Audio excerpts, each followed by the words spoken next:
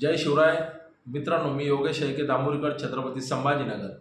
मराठा आरक्षणाच्या अनुषंगाने 2 सप्टेंबर 2025ला आझाद मैदानावर समाजाच्या हातात दिलेलं जे काही शासन परिपत्रक होतं, ते परिपत्रकाच्या अनुषंगाने शासनाच्या वतीनं जो संभ्रम निर्माण केला आहे, तो संभ्रम म्हणजे की मराठवाड्यामध्ये हैदराबाद गॅझेट लागू केलेला आहे. त्याच्यामुळे मराठवाड्यातील सर्व मराठा समाजाला आता कुणबी प्रमाणपत्र मिळतील, अशा पद्धतीचा एक मीडियाच्या माध्यमातून त्या ठिकाणी एक नेरेटिव्ह सेट केलेला आहे.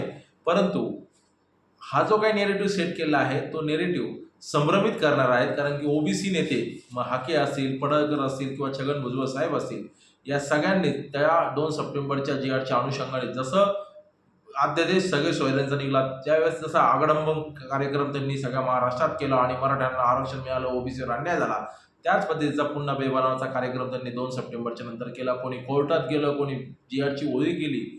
या अनुषंगाने जे वातावरण निर्मिती करून ओबीसींना घाबरण्याचं काम केलं आणि मराठ्यांना गुलाल घेण्याकरता प्रेरित केलं, हे जे काही दोन्ही बाजूने चालू आहेत, या 7 महिन्याच्या कार्यकाळानंतर 2 सप्टेंबर 2025च्या जो शासन परिपत्रक आहे, ज्याचं जात प्रमाणपत्र काढण्याची कार्यपद्धती त्याच्यात दिली आहे, तो कुठलाही हैदराबाद गॅझेट लागू केल्याचा GR नाही, हे समजून घेतलं पाहिजे.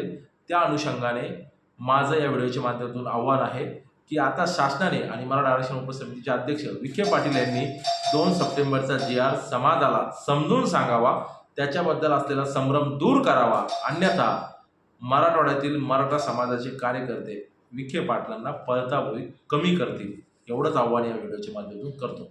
जय शिवराय.